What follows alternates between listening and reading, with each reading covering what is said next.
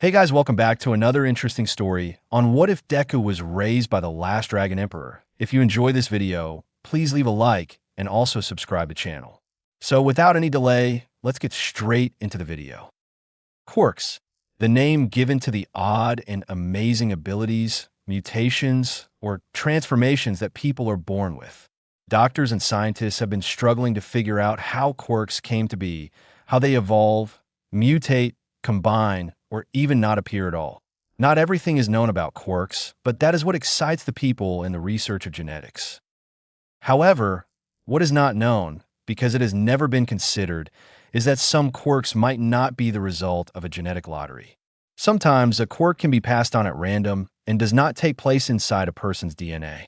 No, instead some quirks can be passed on through the soul.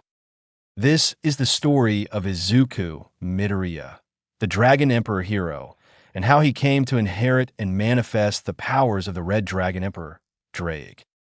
Today started as a normal day for Izuku. Wake up, perform his morning rituals, eat a breakfast prepared by his mother, and then head off to school. School itself had started as normal too, dealing with the looks of superiority given to him by students and revulsion by the teachers, all due to him not having a quirk of his own. The only thing that had changed from a normal day was the issue with the villain at the train station that had been defeated by Mount Lady. Even though Kimui Woods was the one who was fighting the villain and was about to perform one of his ultimate moves to defeat the petty thief turned villain, along with the issue of Kakin finding out Izuku had applied to UA High School, causing Izuku to be accosted by the explosive blonde and even told that he should end his life by jumping from the school roof. The events after that were even more norm-shattering. Getting attacked by a villain with a quirk made of sludge, being saved by All Might, learning of said hero's injury, being told that he couldn't be a hero by Small Might, and now seeing Kakin in the clutches of the sludge villain that had escaped from All Might due to Izuku latching on to the hero's leg when he leapt away. The green-haired teen watched as the heroes backdraft, Death Arms, Kimui Woods, and Mount Lady just stood around and watched as the blonde was being suffocated, his hands setting off his explosions against his will by the sludge villain. He overheard the heroes talk as they complained about not having the right quirk to deal with the villain and the hostage's explosions, something that baffled the Greenette. Surely they have more creativity than that, right? There's no way that the hero courses didn't teach them how to use their quirks in different ways than the obvious. And to think about how to combine quirks in the field to help save people, there's just no way. However, that did seem to be what had happened. Feeling his determination build, along with feeling a warmth build from his chest and out to his limbs, mostly his left arm, his body moves on its own, pushing him past other civilians and the police as his arm glows green. Armor slowly started to build up, but forming faster each half second. Within his soul, a being of unbelievable strength awoke to the feeling of his power being used. It seems my new partner has finally awakened the boosted gear. What's this, my word? This lad's determination is stronger than any one of my previous hosts. Why? I think he's even going to just jump past the first stage of the gauntlet. Ha ha ha. All right, then. Izuku Midoriya, use my power and let's see what kind of person you become with this new strength. Out in the physical world, Izuku had just thrown his backpack at the face of the sludge villain, his pencil case opening and the contents hitting the villain in his eyes and rendering him temporarily blind. Izuku was so engrossed in saving his friend that he never noticed the blood-red gauntlet forming on his left arm, a green jewel in the back of the gauntlet, his fingers covered in armor that end in talons, with multiple red spikes going up the sides of it before ending in golden spikes with scale-like plates making up the main body of the gauntlet. A loud voice, unheard by Izuku but heard by the heroes, police, and civilians shouted out a single word multiple times, that word being boost. Grabbing the blonde and pulling him out of the sludge with surprising strength, Izuku jumped back with Katsuki and turned him around to face the villain and help him raise his arm, not noticing the jewel in his gauntlet glowing brightly. With a snarl on his face that was uncharacteristic to the youth, Izuku roared out as Katsuki gathered his breath. Now Kakin, blow this bastard to hell. Transfer. Katsuki felt himself feel even more powerful than before, feeling like he could outpace his largest explosion by an insane margin. With a feral grin on his face, Katsuki roared out alongside Izuku. "Don't tell me what to do, you damn nerd. Take this, you sludge bastard Nova Blast." An explosion more powerful than even Katsuki thought it would erupt from his palm, launching the two teens back towards the heroes as the sludge villain screamed, his body splattering across the walls of the buildings around him. Izuku watched as the smoke cleared, showing the defeated villain as darkness started to overcome his vision. The last thing he saw before darkness claimed him was Katsuki looking at him, his mouth moving but producing no sound that Izuku could hear. "Good, Kakin is safe. At least I managed to save someone, even without a quirk. Take that, Kakin, and you too, All Might." The next thing the freckled teen knew, he was in a dark space, floating somehow. Looking around, he noticed that there was nothing that he could see.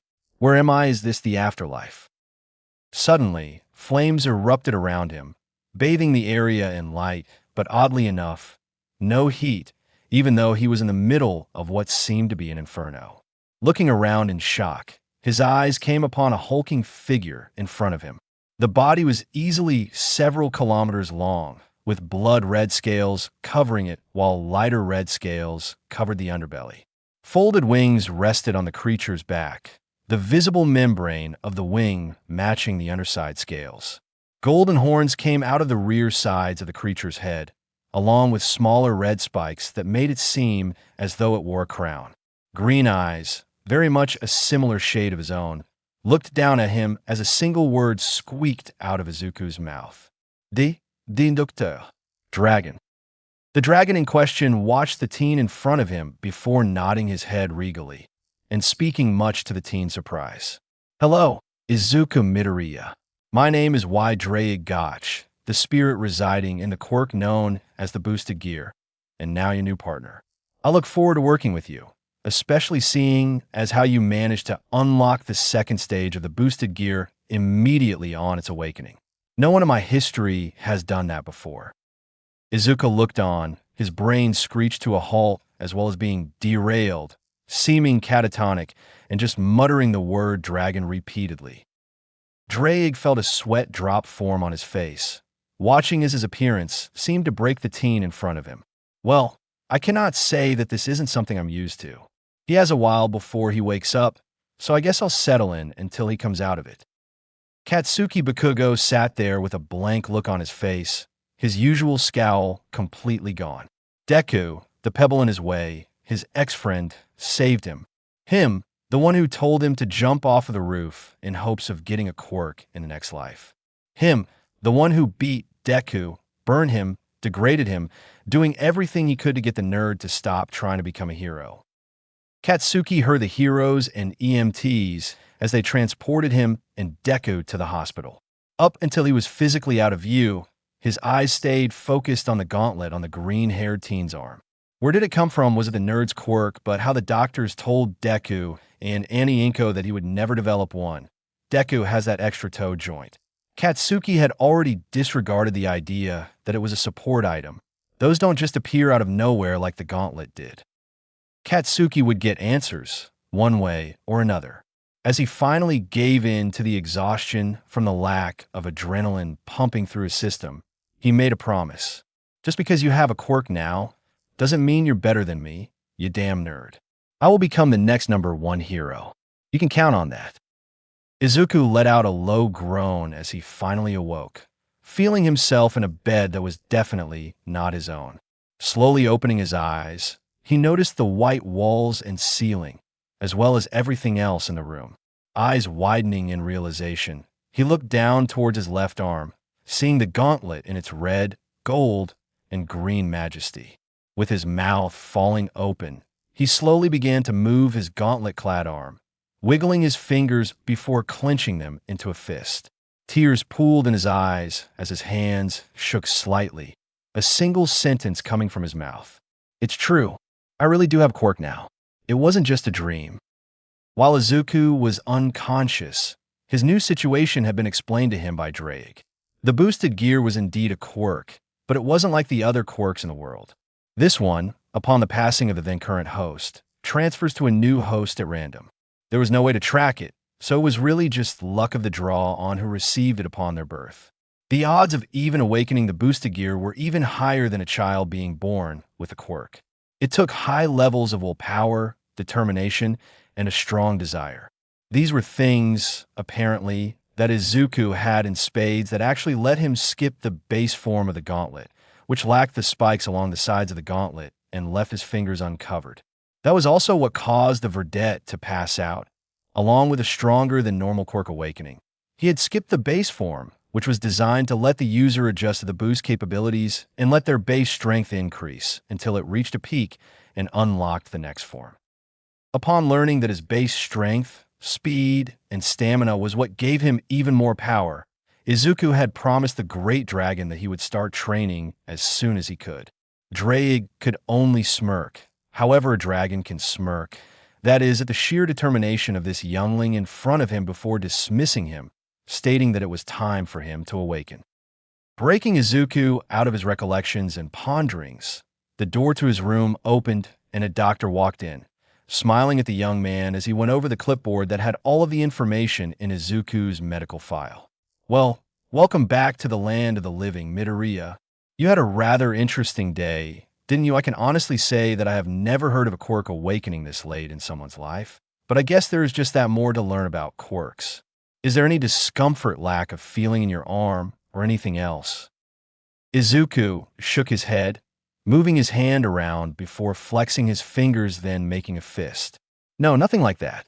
I can kind of feel the blankets on my fingers, but it is muted, I guess. The doctor made some notes on the clipboard as he nodded. That is great news, and interesting as well. Well, if you're feeling well enough, I can start the paperwork to get you discharged. However, you do have some people who need to speak with you. I'll send them in as I leave. Good luck to you, young man, and congratulations. The doctor gave Izuku a warm smile as he left the room and closed the door. It was barely 30 seconds before the door was blasted open again, this time by Inko Midoriya, who immediately started crying as she hugged her son. My baby, you're all right. I know the doctor said you were fine and that it was just quirks. Hashimoto, so worried. Inko went into a mutter storm, something that her son had inherited from her, along with her overproductive tear ducts. It took some work to get his mother to calm down, especially since it certainly was a rather unexpected change in her son's life. Once Inko calmed down enough, she looked over his gauntlet-covered left arm with surprise and awe. SSO, you actually have a quirk, Izuku, but the doctor said you wouldn't have one because of your toe joint. That was when a new voice spoke up, the green jewel on the back of Izuku's hand flashing in time with the words. That is because his quirk is not a physical part of his body. The boosted gear, which is the name of Izuku's quirk, is part of his soul. First, let me introduce myself. My name is Draig Gotch, but you can just call me Draig. I am the spirit that produces the power that Izuku now wields as my latest partner. Inko just stared at Izuku's hand, her eyes going as wide as possible.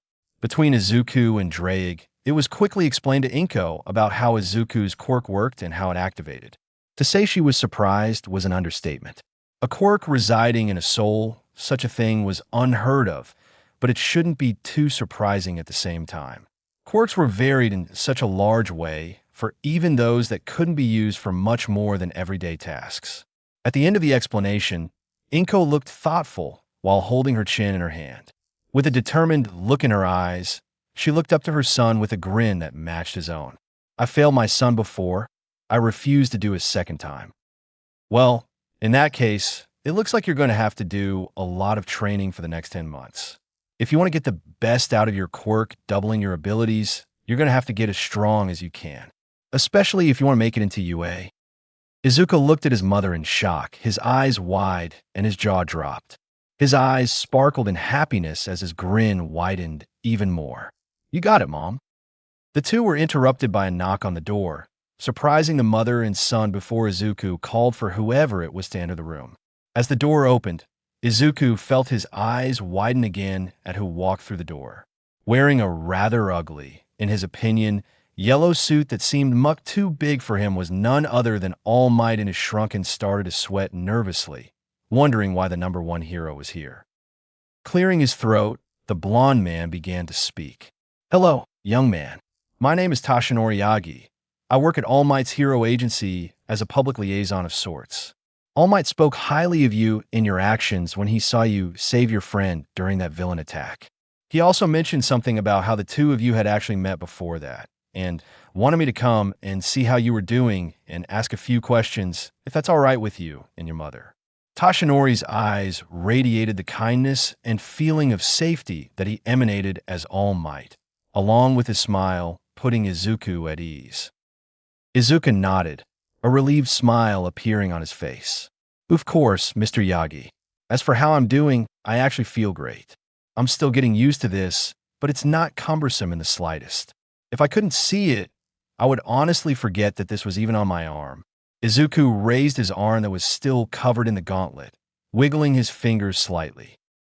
Toshinori's smile widened, and he let out a sigh of relief. "That is great to hear, young Midoriya. However, that leads me to the second reason I am here. All Might mentioned that you asked if a quirkless person could be a hero. Why would you ask such a question if you already had a quirk?" Looking down at his arm and barely touching it with the fingers of his right hand, Izuku gave his own sigh. "To be honest, I was told I was quirkless at 4 years old. I have the extra toe joint and everything. When this appeared and I used it to help save Kakin, it was the first time it had ever appeared. I've never heard of someone getting their quirk this late in life, but I guess it isn't outside the realm of possibility." The small and thin man nodded as he hummed to himself, a hand cupping his chin while the other held his elbow. "That makes sense. If you had had it all your life, I doubt you would have passed out afterwards. Well, congratulations on getting your quirk, young Midoriya. Can you tell me what it does?" All Might was very curious about what happened.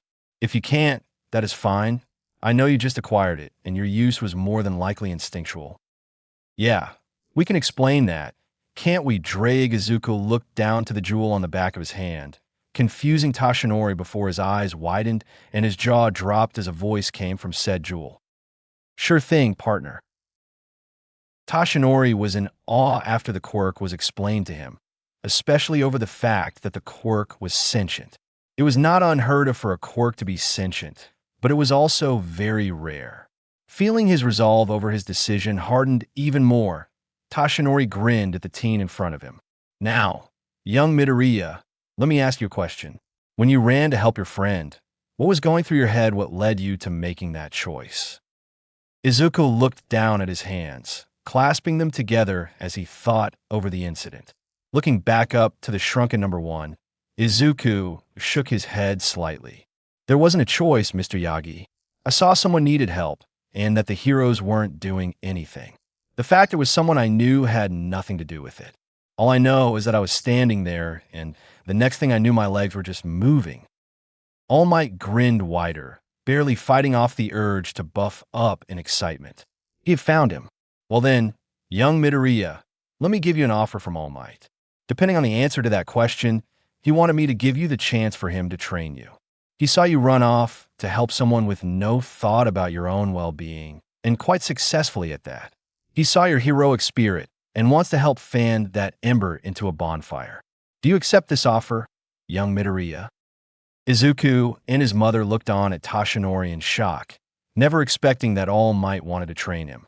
The teen looked to his mother, his eyes begging for her to allow him this once in a million chance of a lifetime. Inko couldn't say no to that. This was too much of an opportunity for her son. With a wide and teary smile, she nodded. Izuku grinned even wider than he had in his entire life, his eyes pushed shut as he turned toward the blonde man. "Of course, sir, I accept." Toshinori smiled and came up to shake Izuku's hand as well as Inko's. "That is great to hear, young Midoriya. All Might will be glad to know you accepted. I know you are still in school at the moment, but this Saturday, meet All Might at Takoba Municipal Beach Park at 6 in the morning. From there, he will get a baseline of your current abilities and help you train your quirk. He also has something he wishes to speak to you about in private. I'm sorry, Mrs. Midoriya, but he wouldn't even tell me." He lowered his head slightly in apology, the woman shaking her head and waving his apology away. It's no problem, Mr. Yagi. I'm sure if All Might says it needs to be discussed privately, it must be very important. I'll make sure Izuku gets there in plenty of time. Nodding and bowing towards the mother and son, Tashinori bids them goodbye as he leaves the hospital room. Izuku couldn't believe it. The number one hero wanted to train him personally. He couldn't help but wonder what he needed to talk to Izuku about in private, though. But like his mother said, it had to be super important. He couldn't wait for Saturday to get here. The rest of this week was going to take forever to go by with this knowledge in his head now. It was the day after the sludge villain attack, and Izuku was brought behind the school by Katsuki after classes ended, leaning against the wall while Izuku stood across from him against the chain-link fence. Izuku just stood there silently, wondering why Kaken brought him back here and why he wasn't as abrasive as he usually was. It took a few minutes, but Katsuki finally spoke up, his features smoothing out as his shoulders fell, the tension in them releasing with the sigh that left his mouth. Listen, this is going to be hard for me to say, so just let me get this out. I am Sore Izuku.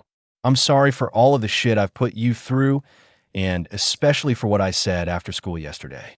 I had no reason to say anything like that, and I'm not expecting you to accept my apology or forgive me, but I needed to do this anyway. I'm sorry. Katsuki even bowed to him, showing how sincere he was in his apology.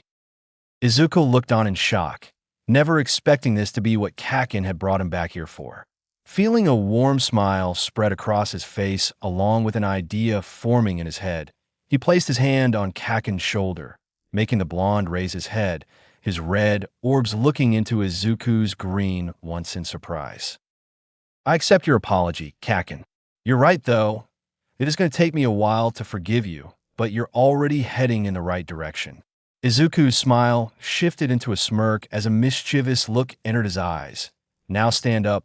The future number 2 hero bows to no one, not even the future number 1. Katsuki's eyes widened before he stood up straight and smirked, scoffing. Whatever, nerd. We both know I'm going to be number 1. But I do have a question. What's up with the gauntlet on your arm? I know it's not a piece of support gear, so what is it? Izuku sighed. This was already the 3rd time he was having to explain this in only 2 days. He could already tell this was going to be a bit exhausting. Izuku proceeded to introduce Katsuki to Draig and explain how his quirk worked, the blonde looking on in shock before scowling and poking the green jewel on the back of Izuku's hand. Nerd, your quirk is broken. That kind of power is OP as fuck. Now on my next question. What was up with that explosion? I let off at the sludge villain. My strongest explosions are nowhere near as strong as that one was. I can answer that one, partner. At this stage of the boosted gear, you have access to an ability called Transfer.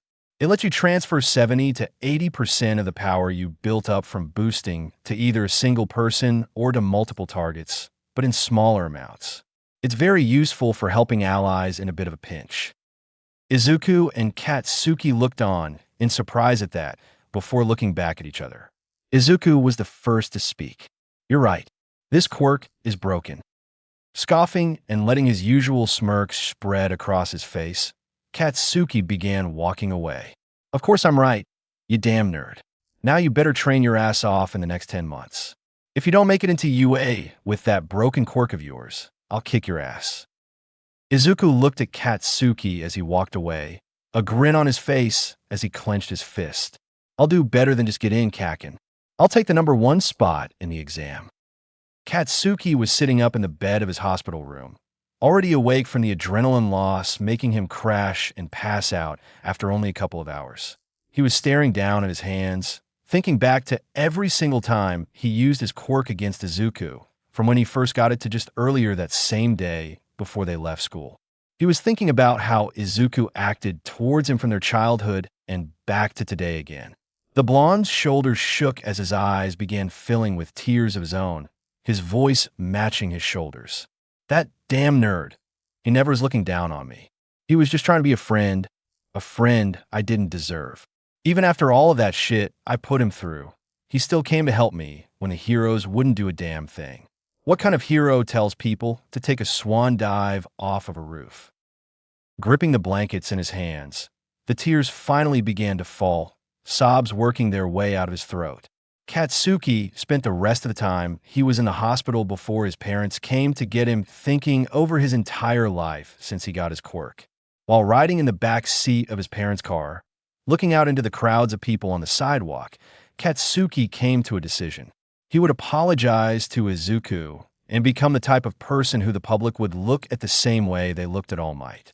Looking forward to his parents, who were quiet the whole ride, and recognizing that their son needed his space and his thoughts, he spoke up to get their attention. "Mom, Dad, I think I need to see a therapist." Mitsuki and Masaru looked at each other in surprise before Masaru looked back at Katsuki in the rearview mirror. "Sure thing, son. I'll start making calls tomorrow. Just remember that we're here to help you, too." Katsuki nodded before turning back to looking out his window, his eyes not seeing anything but Izuku running up to help him. Takoba Beach used to be a beautiful place before it started getting used as a dump site when a villain attack caused a large amount of junk and trash to end up washing onto the beach, causing nearby residents to also use it to start dumping their own trash. This was where Izuku was told to meet All Might, and it was where the green-haired teen was currently standing and waiting for the symbol of peace to show up. Glancing around and seeing all of the trash and junked appliances, along with what looks like a car hidden under some larger pieces of debris, Izuku couldn't help but wonder what All Might was thinking when he said to meet him here. Hearing his name be called behind him, Izuku turned to find All Might in his skinny form walking up to the young teen. All Might had his usual smile when he managed to make it to the teen. "Good morning, young Midoriya. Glad to see you got here before I did. Now, I'm betting you're wondering why we are at this poor excuse for a beach." Izuku just nodded his head, knowing that there wasn't much to add to that statement. All Might grinned wider and turned towards the beach, his arms spread out wide at the area in front of him. "Because this is where you'll begin your training. That's why from what you and Drake told me of your new powers, the stronger you are in your base level, the higher your strength will become when you boost. Therefore, we're going to train your body moving all of this garbage and junk will strengthen your body and your endurance, along with teaching you another aspect of being a hero. In times long since past, heroes were not paid the way they are now, and therefore they did more to help out their communities, often doing many and various acts of community service. This will help cement that in your mind, as well as helping yout physical strength. Are you ready to get started, young Midoriya?" Izuku couldn't fight off the grin on his face, even if he wanted to, when he heard All Might's lesson and reasoning. Bowing before the number one hero, Izuku confirmed his readiness to start. "Yes, All Might, I'm more than ready." Coughing slightly and looking around nervously, Tashinori spoke up. "Please not so loud, young Midoriya. When I'm in this form, please call me Tashinori Yagi." Blushing slightly, Izuku nodded quickly and muttered a quick apology. Tashinori grinned and began instructing Izuku on where to start moving the garbage and giving him pointers on how to move things more effectively without hurting himself. Izuku would spend every available moment working out his body to get his base strength as high as he could, using his quirk every other week to help clean the beach faster and to get an understanding on how to handle his strength once it's been boosted. He didn't want to try to stop a villain and accidentally decapitate them with a boosted punch, after all. He had tried to veer off the path and schedule All Might had set up for him to try and get the best results possible faster, but Drake was quick to nip that plan in the bud. Izuku still heard the dragon's words when he thinks about pushing himself past what he could handle. "Izuku, while it is admirable that you want to excel and be the best you can, if you try and do this, it will cause damage to your body and push you backwards instead of forwards like you want. If you try to do this, I will speak up when we next meet with Tashinori." Hearing his partner dress him down in such a way made the Verdette feel ashamed for what he tried to do, but he quickly agreed to not try that again. In the end, it only took Izuku 8 months to clean the beach, making it picture perfect again. Tashinori stood on the edge of the beach, looking around with a massive grin on his face as Izuku was laid out beside him on the sand, a tired grin on his face at his accomplishment. Looking down at his protoge, Tashinori felt pride welling up in his chest. This kid sure is something else. Clearing his throat, he got Izuku's attention, making the teen stand up in front of his mentor. Well, young Midoriya, you finished cleaning the beach much faster than I expected you to, but I'm immensely proud of you because of that. Looking at you now, and how you were when we first started, you wouldn't believe it was yourself standing in front of you. You have done well in training your body to handle your quirk. Tashinori's words rang true. When Izuku first started, he was a skinny and frail-looking boy. Now, he was well-muscled, the same muscles showing much strength in themselves despite how young he was. Tashinori grinned down at his student before holding his hand out to Izuku, a strange orb of rainbow light appearing in his palm. I will admit, I had ulterior motives in training you, young Midoriya. Along with training you to handle your own quirk, I wanted you to become my successor. You see, my quirk was not one I was born with. It was given to me by my own mentor. All Might proceeded to give Izuku the history of his quirk, one for all, leaving the boy and the dragon in awe at what they had learned. They couldn't believe what they were hearing. A stockpiling quirk that could be transferred to a different person and getting stronger and stronger as time went by. That was insane. Well, no more insane than Izuku having a dragon living in a gauntlet that was originally hidden within his soul until he manifested enough willpower to unlock it.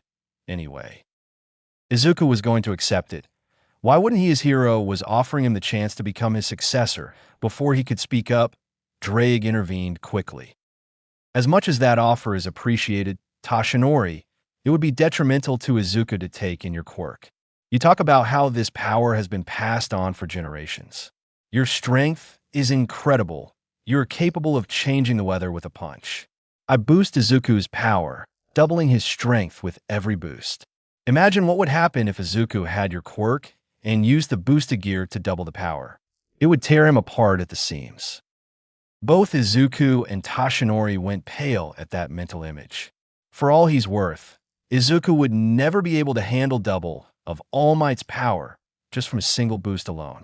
The student and the teacher made rather shaky eye contact, Tashinori speaking up with definite regret and fear in his voice.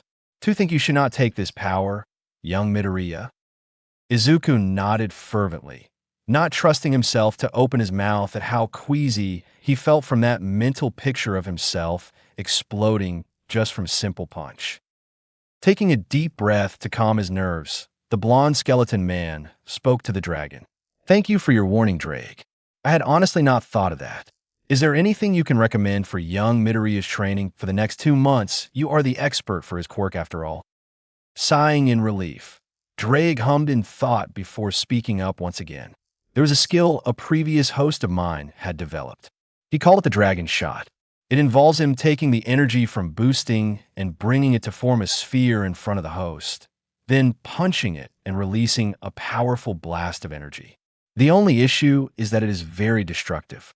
I believe if Izuku makes smaller spheres of energy, he could make less powerful blasts that shouldn't cause as much or any property damage. There is another form to the boosted gear, but Izuku is not ready for that yet. Maybe in a year he might achieve that power, especially at the rate he is growing. I believe that training the dragon shot and weaker versions of it would be the best way to train these next 2 months. Tashinori nodded before looking back to Izuku. "You've done well, young Midoriya. We will begin training in this dragon shot in a week. Take the time to relax and enjoy yourself. You have more than earned it." Izuku smiled and nodded his head. "Of course, Mr. Yagi. Thank you for the offer, even though I ended up not being able to accept it. I'm still incredibly honored. I'll see you in a week, Mr. Yagi." Giving his mentor a bow, Izuku began walking away with his mentor watching him, thinking over his options for his quirk now. Sighing, he pulled out his phone and looked at the number for his old sidekick.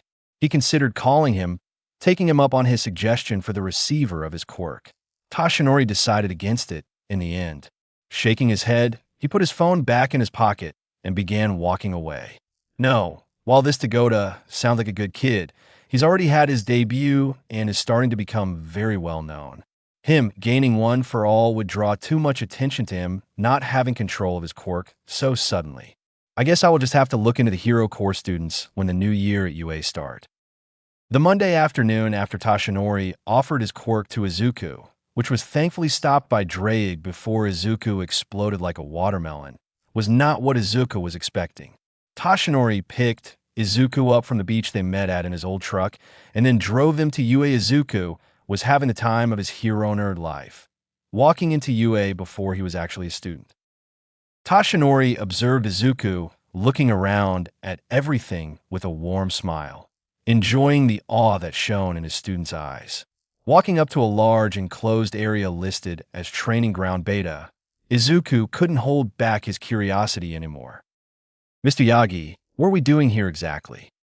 Turning his head to his student, Toshinori explained as he opened the door that led into the training ground, showing a large cityscape. "That's easy, young Midoriya. We are here to train your dragon shot. At first, I wanted to train you at the beach and just have you fire the attack off into the water, but that would garner too much attention, and we don't know how far the attack can go before it will dissipate. If we aren't careful, it could hit a ship or boat out in the distance we can't see. So we are here. At least this way, any damage will be enclosed here. Plus, we have a good friend of mine helping us out today." Turning a corner, the master and student come across someone standing next to one of the buildings. They were tall and looked like multiple blocks of concrete stuck together and given life. This was the pro hero Cementos, whose quirk allows him to manipulate any cement-based material that he touches. His quirk is what helps UA have all of the buildings in their cityscape training grounds. Otherwise, the amount of money needed to construct such buildings would be astronomical. Izuku gaped at the pro hero and teacher standing in front of him, briefly screaming in his mind about leaving his notebook at home so he could ask Cementos for his autograph. Toshinori waved as he walked up to Cementos. "Hello, Ken. Thanks for helping out today. I greatly appreciate it, and I'm sure my student does as well, even if he is a bit starstruck right now." Ken Ishiyama smiled and waved back to Toshinori, chuckling at the look on Izuku's face. "It's no problem, All Might. I know you told me that he needs a place to practice a super move that he can't practice anywhere else, as well as hoping to make a weaker version of it for regular use. But what kind of move is it?" Toshinori nodded, gesturing over to Izuku's gauntlet-clad arm as he explained Izuku's quirk and its abilities, as well as the power known as the Dragon Shot that they learned of the other week. At the end of the explanation, Ken was in shock, his normally squinted eyes wide as his jaw was dropped. Shaking himself out of his shock, the cement hero nodded. "All right, just let me know when you need my help." Toshinori scratched his cheek as he looked up and thought, "Hopefully we won't need much from you. But if this is as powerful as Drake said, we might need more buildings made to take the damage." Turning back to Izuku, Toshinori waved him over.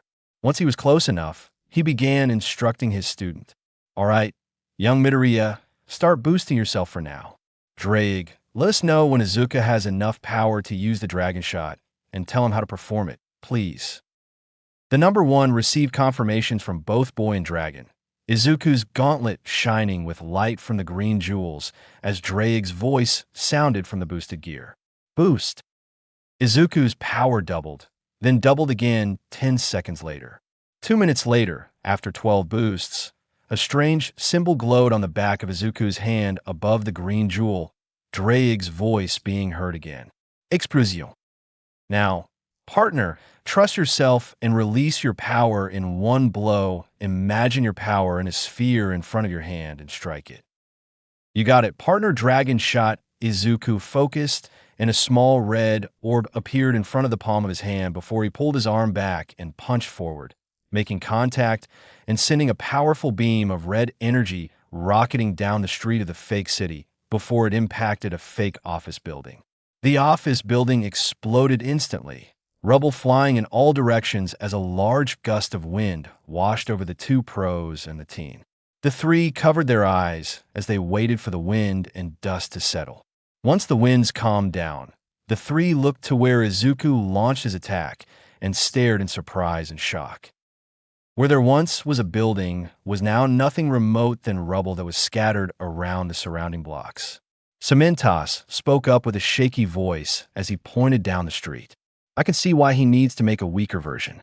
Was that his full power?" Izuku blushed and scratched the back of his head, looking down in embarrassment. No, it's not. Mr. Cementos. As I get stronger without using my quirk, the power will only get stronger as I boost even farther. Right now, I can only handle up to 12 boosts. Nodding and understanding, Cementos looked over to the number 1. Your student's quirk is broken, All Might. Tashinori just nodded as Izuku stood next to a nearby wall, his head bent down and pressed against the wall as a black cloud appeared over his head. I know why people keep saying that, but it's not my fault. Drake could only sigh as he shook his head at his partner's antics, dragging a clawed limb down his face in exasperation. The next day led to Tashinori and Izuku arriving at a different location. This time it was a dojo that wasn't too far from Izuku's apartment. It didn't take Izuku long to understand why he was there, and he was already trembling in excitement about more things to learn to help him become a hero. Tashinori led them in and began talking to the secretary about getting Izuku signed up for classes. The first few would be for getting it narrowed down what kind of fighting style would fit Izuku, and the ones after it instructing Izuku and how to use the style in question. While Tashinori handled the paperwork and form of payment, Izuku was approached by one of the practitioners of the dojo. "Hi there, my name's Itsuka Kendo. Are you joining the dojo?" Izuku turned and blushed slightly at the girl in front of him. She was definitely pretty, and for some reason he got a big sister kind of vibe from her. She was currently wearing the traditional gi of all dojos, along with a black belt wrapped around her waist. She had ginger hair tied back in a ponytail and teal eyes that were behind some very full eyelashes. Shaking himself out of his observations, Izuku smiled back at the girl in front of him and extended his hand to her. "Hi, my name's Izuku Midoriya, and yeah, I am. My mentor is helping me get ready for the UA exam, and this is the last part of my training." Itsuka frowned slightly at hearing that. "Last part?" Izuku frowned as he nodded, looking down slightly. "Yeah, my quirk came in really late, so I had to spend a lot of time to make sure I had control of it. Mr. Yagi says I have enough control over it now to start learning a fighting style that'll help me use its powers as best I can. I've been training for the past 8 months on making sure I had control over my quirk and getting my body into shape." Itsuka looked him over in surprise, seeing the visible muscles on the teen in front of her. Letting out a whistle, she grinned and nodded her head.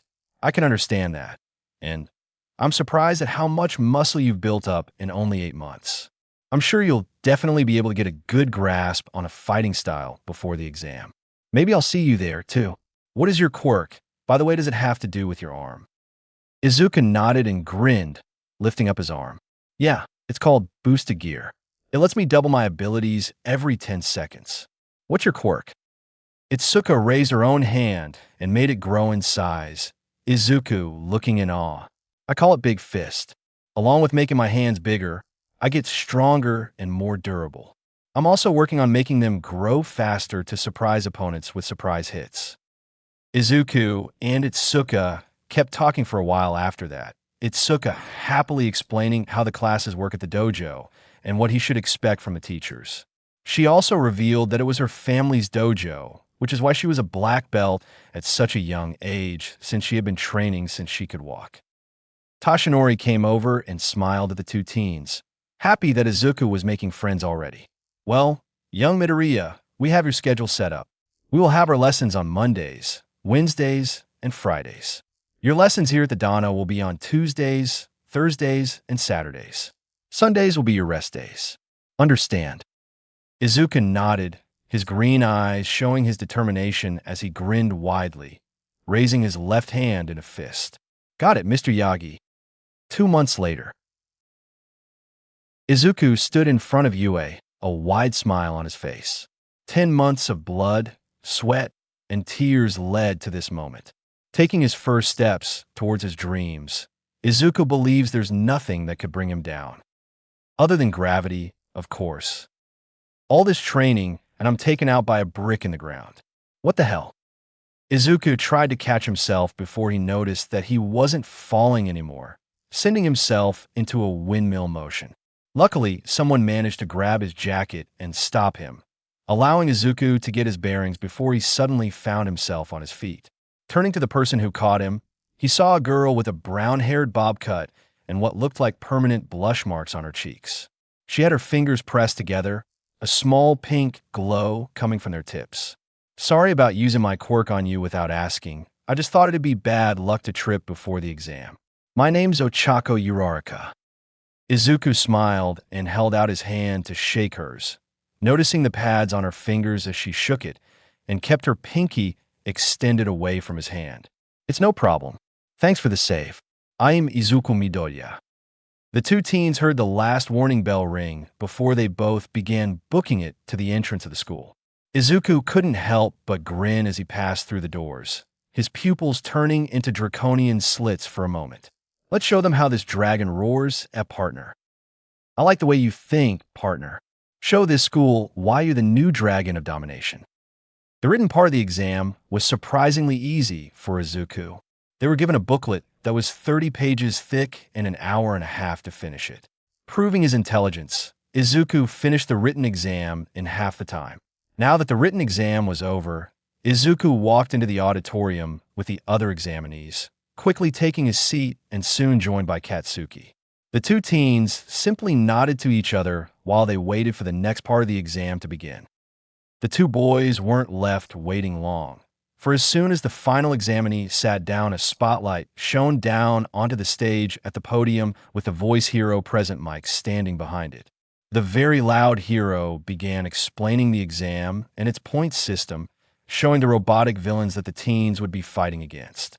During the middle of his explanation, another teen that was sitting closer to the stage stood up with his arm raised, drawing the attention of the hero teacher. "Excuse me, but what about the fourth robot on your screen? UA is the most prestigious hero academy in the country. For such an oversight to occur is absolutely shameful." The teen in question was rather tall for his age, with blue hair and glasses. During his question statement, he worked his arm in a chopping motion, much like a robot. Izuku, Katsuki, and Drake, at least inside the boosted gear, all had sweat drops form on the back of their heads. Izuku shook his head as well, wondering about the audacity of this guy, thinking Yue would do anything without a reason. Katsuki felt his eye twitching since this guy was holding them all up from taking the practical of the exam. Drake just wondered why this teen was so stiff for someone so young. Present Mike was quick to shut down the teen, though, explaining that the fourth robot was worth 0 points and was more of an obstacle to be avoided. Without much else to explain, the voice hero sent the students off to their exam locations. Katsuki and Izuku grinned and nodded to each other, exchanging a fist bump before they separated and got onto their own buses. Once Izuku disembarked the bus that took him to the mock city that Yue apparently had multiple of, seriously, "I know this is a hero school and everything, but where in the hell do they get all of the funding for this?" Drake wondered from inside of the boosted gear. He saw Uraraka, the girl that had helped him outside of the school. Noticing she seemed a bit nervous and wanting to help, he started to walk towards her before a hand suddenly clamped down on his shoulder. Turning his head, he saw the blue-haired teen from the auditorium, a stern look on his face as he moved his arm in a strange chopping motion. "And just what do you think you're doing? That girl seems to be focusing herself on the exam. Are you trying to sabotage her attempts at passing?" the blue-haired teen rambled, drawing confused looks from Izuku and some of the other examinees around him as the boy kept going on with his nonsensical questions. Finally having enough, Izuku glared at the teen in front of him with his pupils narrowing into slits before snorting out a small burst of emerald green fire, making sure that it was barely warm enough to be noticed, right onto the teen's hand that was still on his shoulder. The blue-haired teen yelped and took his hand away quickly, shaking it before he inspected it for any burns. "Listen, I don't know what your problem is, but how about you don't go laying hands on strangers? I made sure that fire was only warm enough to be noticed. Someone else could have made it hotter or just punched you right in your face." An angered look crossed the blue-haired teen's face as he opened his mouth to go into another tirade before he was interrupted by the sound of Present Mick's voice over a set of speakers. "SSSSDDARRRTTT." As everyone looked on in confusion as the doors opened, no one noticed Izuku blitz towards the mock city in front of him, Drake's voice coming from the boosted gear as Izuku collected his first power-up. What are you waiting for? There's no countdowns in real life. Go, go, go, go. That lit a fire underneath the other examinees, everyone running into the mock city as they realized they had wasted some precious time. They all looked on in shock as they came across wreckage of the various robots they were supposed to fight, quickly doubling down on their running in order to find more. Izuku launched a wyvern shot at another set of one-pointers who were actually in a single-file line, the energy beam cutting through each one before making the final one explode. Izuku smirked as he felt the adrenaline keep pumping in his body, his heart rate elevated. For more points. That brings us up to 23 points, and it's only been 2 minutes. Time to let that dragon spirit free. Partner dragons love collecting things for their hordes. Time to treat these points as gold for your own horde. Drake boosted his partner once more, making this his 10th before stopping on their agreed limit for the exam. Izuku grinned widely as he launched himself down the street, almost flying across the black top as he looked for more robots to fight. You got it, partner. In a large room filled with various monitors, multiple figures watched the examinees as they fought the robotic villains. Looks like we have a very lively bunch this year. Don't we? Asked one such figure, their arms crossed under their chest. Being lively isn't what will let them pass this exam. If they're logical, they'll pace themselves unless they have no choice but to go all out. Spoke another figure, this one laying on the floor and appearing to be very lumpy. Whoa now, who's that kid over on monitor A5? A third figure gathered everyone's attention to the aforementioned monitor, showing a green-haired teen with a red gauntlet on their arm that just launched an energy beam toward a robot that was sneaking up on another examinee. The sound of multiple papers being shuffled around filled the room before the first figure spoke up again. Izuku Midoriya, age 15. Quirk boosted gear. His quirk registry says he was a late bloomer, only getting his quirk about a year ago. The second figure looked on as Izuku saved another examinee from some rubble that was thrown by a robot. It seems like he spent a good amount of time training between then and now. At least he seems to be logical that way. What exactly does his quirk do? The first figure looked over their papers before speaking up again. It says here that his quirk can double his abilities every 10 seconds, called boosts. Apparently, with enough energy built up, he can launch energy beams like he did earlier.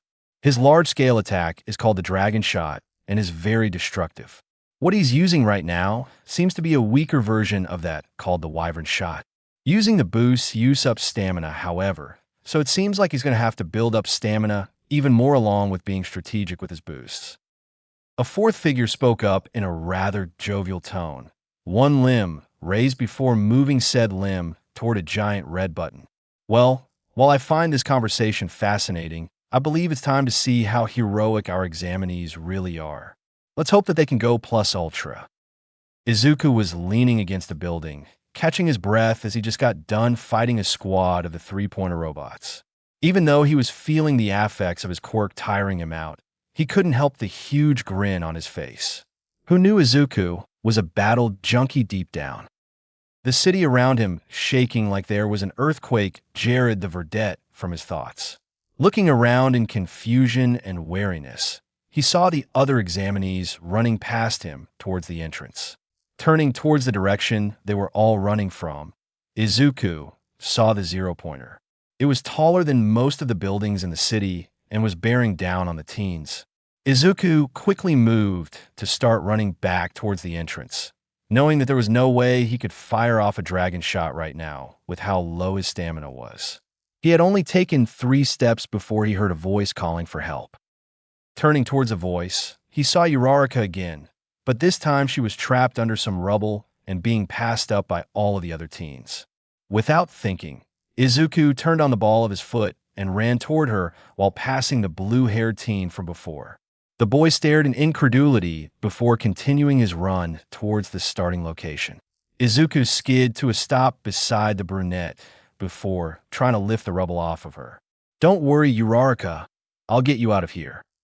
Ochako looked at him in shock and no small amount of gratitude before that look was replaced with fear.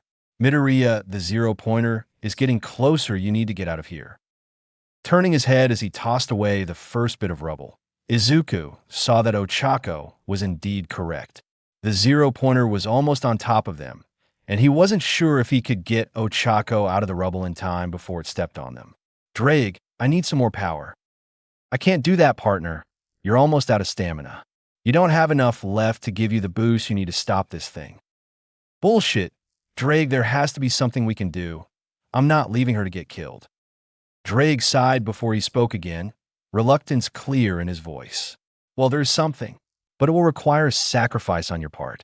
Similar to how your arm became the boosted gear, another body part would have to be given up so that you can achieve the next step of our power, even if it's only temporary. You would get 10 seconds at most. I don't care, take whatever you need, Drake, because I'm going to be a hero, and heroes don't leave people who need to be saved. Drake nodded before his power began to flow from the boosted gear and into Izuku, his voice echoing out for Ochako to hear. Welsh Dragon Overbooster. Red armor began forming over Izuku, the plates of the armor looking similar to scales. Green gems of various size adorned the armor in different spots along the armor, along with wings emerging from the back. A tail also formed from the back of the armor, coiling behind Izuku. The feet of the armor had 3 toes in the front and a single one in the back. Finally, the helmet formed over Izuku's face, red as the rest of the armor with emerald green lenses over the eyes and golden spikes near where Izuku's mouth would be.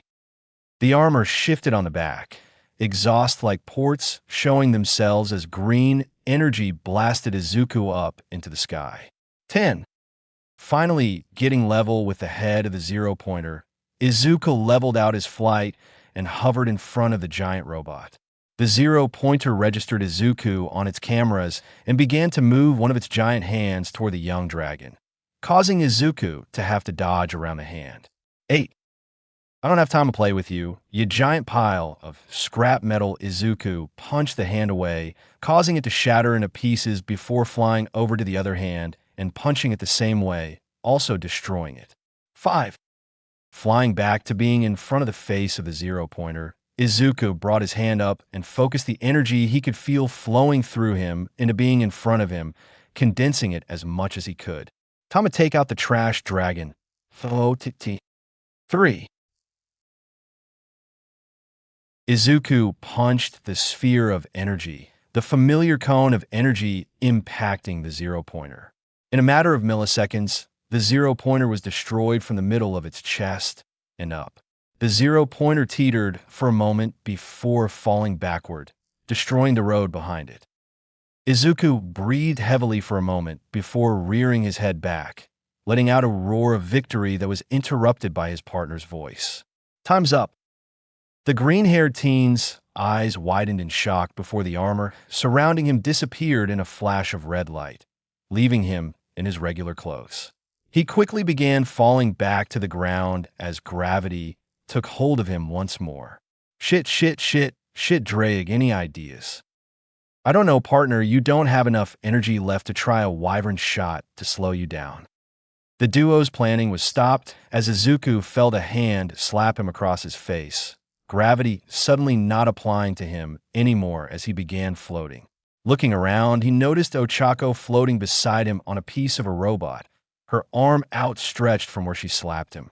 Breathing heavily, Ochako brought her hands together and touched her fingers together and releasing her quirk now that the threat of injury was gone. Release. Izuku and Ochako landed on the ground easily. The green-haired teen sprawled out on the blacktop, while the brunette was leaning over the piece of robot she was laying on and throwing her guts up in a strange rainbow. Feeling the effects of exhaustion beginning to take him, Izuku allowed his eyes to close as he heard Present Mike call an end to the exam. Izuku fell into unconsciousness as he heard his partner's voice in his mind. Get yourself some rest, partner. You more than earned it. The last thought before Izuku faded completely was a brief one, but it was also one he couldn't help but be curious about. I wonder what Drake had to claim for me to use that armor.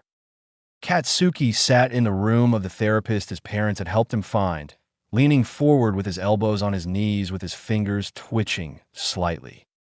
The doctor in front of him was a woman of average height, her blue hair cut into a pixie cut. Her eyes sat behind a pair of glasses, matching her hair color. She wore a surprising casual outfit for what he expected. He honestly expected a suit of some kind. Her top was a plain yellow shirt while her pants were a pair of denim capris. Her feet were covered in a pair of sneakers, the main fabric of the shoes matching her yellow top. Her name was Pikushi Aoi. Sighing and deciding to just bite the bullet, Katsuki leaned back into his own seat. You're not quite what I expected of a therapist. I expected some old bald guy, to be honest. Pikushi smiled and adjusted her glasses slightly. I know what you mean. That stereotype usually ends up being true, doesn't it? But let's get into why you're here today. All I know from your parents is that you wanted to visit a therapist, and they believe that I might be able to help. Why don't you tell me why you wanted to see a therapist, and we can move on from there. Katsuki took a breath before letting it out slowly. Steeling his nerves, Katsuki began explaining everything, beginning when he and Izuku were kids and played together, to his quirk coming in while Izuku's didn't, and up to the encounter with the slime villain. Pikushi nodded and made notes on her pad of paper, recording her observations on Katsuki's current and past behavior and the causes of both. She also made notes about the body language she noticed from Katsuki when talking about certain events. Most common was flexing his hands before clenching them whenever he spoke of this Izuku person from his past. Once Katsuki finished his story, he was surprised by how light he felt, like a heavy weight that was on his shoulders was lightened significantly, even if it was still there. Blinking in surprise, he looked back towards the blue-haired woman sitting across from him. How did you do that? I even told you things that I hadn't told my parents. Pikushi smiled before lightly tapping the side of her head. It's my quirk. It's called therapist. It allows me greater empathy, observation skills, and allows my patients to feel like they can trust me and be more honest with themselves. Quite fitting, isn't it? The ashy blonde couldn't stop himself from chuckling, a small smirk spreading across his face. You could say that, Doc. The blue-annette smiled back before moving on with the session, already planning out the first steps her young patient would need to help himself. Katsuki would go on to visit Dr. Aoi for the rest of his time at Aldera and during the summer before the entrance exam for UA. There were a lot of breakthroughs, along with some backsliding, but Katsuki would definitely say that he was feeling much better after visiting the doctor for the past year and change. When he was serious about something, he would still have the same determined look on his face that most people would call a scowl if they didn't know him. He smiled and laughed more, something his parents were more than happy to see. Katsuki even began thinking of ways of using his quirk outside of combat, causing the sweat from his hands to cause more heat and no concussive blast to try and have a way to cauterize wounds if needed. Overall, Dr. Pikuchi Aoi couldn't have been more proud of her patient. True, her quirk made a lot of things easier for being a therapist, but it still required her to use her own education and observations to figure out how to best help her patients. Katsuki sat in Dr. Ali's office the weekend before UA's entrance exam, clenching his hands and flexing them as he was wont to do. Dr. Aoi noticed his movements before offering him a smile. I'm guessing you're a bit nervous for the exam, Katsuki. Letting out a sigh, Katsuki nodded. Yeah, just a bit, document. I know my skills are the best I can make them with the training I have now, and I know I've studied enough that the paper test should be no problem. But I'm still nervous. I'd be a fool if I wasn't. Pikushi nodded at Katsuki's statement. You're right. What you're experiencing is perfectly normal, especially so for an entrance exam that has such a low acceptance rate. The doctor gave the ash-haired teen a smile as she reached over and put a hand on his shoulder, causing Katsuki to look up toward her. But from where I'm standing, you are practically guaranteed to get in. You've come far, Katsuki, from who you used to be, and I can tell that you are much happier than you used to be. Pikushi leaned back in her seat with a melancholic smile. I'll admit that I will miss our talks while you're at UA. Hound Dog is a great hero and just as great therapist and guidance counselor. I'm sure you will continue to do well under him during your time at UA. Katsuki blinked in confusion at that, tilting his head slightly and not helping the description some people have for him as a Pomeranian. What do you mean? Doc, I thought I'd still be coming to you. Pakushi blinked in surprise at Katsuki. Well, since Hound Dog is such a respected hero, along with a therapist, I thought you would want to transfer to him. After all, he would be much more qualified for any problems and experiences you would have as a hero in training. The blonde bomber crossed his arms as he looked up at the ceiling in thought. Nodding to himself, he spoke. You're right, he would. But I don't want him as my therapist. I've been working with you for 10 months, Doc, and I respect you and trust your judgment and advice. I'd have to learn how to deal with Hound Dog and how much I can trust him. If I have any hero questions, I might go to him, but for everything else, I'd rather keep visiting you. Pakushi's eyes widened in surprise before they moved back to normal as a warm smile spread across her features. I like that too, Katsuki. How about we schedule your next visit after you get your results from the exam? Katsuki smirked and nodded, getting up and moving to leave the room. You got it, document. I'll see you as soon as I get the results. After dealing with the written exam and separating from Izuku, Katsuki stood in front of his own testing site, stretching his limbs and rubbing his hands together to help them warm up sooner and letting more sweat gather on them. Seeing the doors to the testing site open along with the voice of the cockatoo telling them to start, Katsuki immediately ran towards the city in front of him, using small explosions to push him ahead of the other examinees once he was away from anyone he could accidentally hurt with them. A wide grin was spread across Katsuki's face as he came into range of the first robot, easily destroying it with an explosion to the head. 2 points. Katsuki flew off from the wreckage of the robot, looking for more points to score to help him pass the exam. With each explosion he set off and robot he destroyed, Katsuki's quirk was allowing him to go even further beyond his old limitations. His explosions were getting more powerful from the extra sweat the heat was generating from the previous explosion, allowing him to destroy the robots with even larger explosions. The feeling of the adrenaline running through his system had his grin stretched as wide as it could, hurting his cheeks as he lost himself in the explosions. Taking a quick breather to shake and stretch his arms to get some feeling back in them, Katsuki noticed the ground start shaking before the giant hand of what he now knew to be the zero-pointer crushed a building as it came up from the ground, towering over many of the buildings and causing the other UA hopefuls to run back toward the starting point. Katsuki grinned wide as he got ready to launch himself in the air, wanting nothing more than to use the move he came up with to destroy it and impress the exam proctors, when he heard a scream. Looking back down toward the road, he noticed a girl with pink skin, hair, and yellow horns trying to pull herself along the road to safety while her left foot was bent at an odd angle. Knowing the girl's ankle was more than likely broken, Katsuki used some small and controlled explosions to get himself to the girl's side. Come on, I'll help you get out of here. Getting the pink teen on his back with her arms around his neck, Katsuki was about to start running when he noticed the shadow now covering them both. Looking up, he took in the sight of the zero-pointer, its red-lensed cameras staring down at them as its hand started to lower down towards them. With a growl, Katsuki set off his explosions and started flying himself and his passenger back to the starting point. Fuck that time to get out of here. The pink-skinned girl let out a shriek of surprise that turned into one of joy as they flew through the air, speeding over the blacktop at breakneck speeds. Woohoo, this is awesome.